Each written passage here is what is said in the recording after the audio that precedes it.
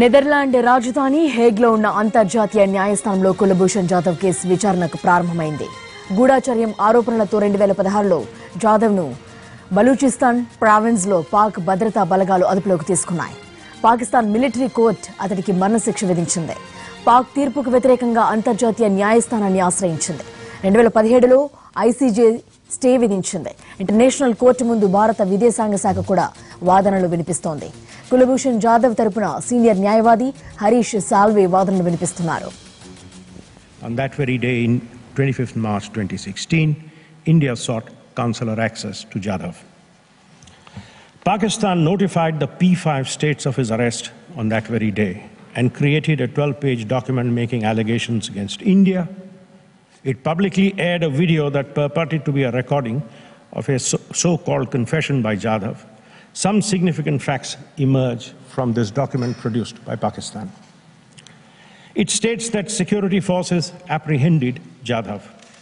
It's a fair assumption that he has continued since his detention in the custody of Pakistan's security forces. The document doesn't indicate the date of his apprehension. It mentions first week of March 2016. It states that, quote, the agent has confessed, unquote. It is obvious that soon after his arrest and in the custody of security forces, the confession was extracted. Information subsequently made available by Pakistan establishes that a first information report, the acronym for which in India and in Pakistan is FIR, under the Pakistan Code of Criminal Procedure 1898, was registered as late as 8 April 2016, and that under the code marks the the FIR marks the commencement of an investigation into a crime. But the confession obtained on 25th March 2016, before the FIR, was used as a propaganda measure, and its paraphrase finds place in the document circulated to the P5 countries. The document notes that this gentleman has been operating as a businessman in Chabahar. It alleges Jadhav crossed over from Iran to Baluchistan, and the document alleges he is a commander in the Indian Navy.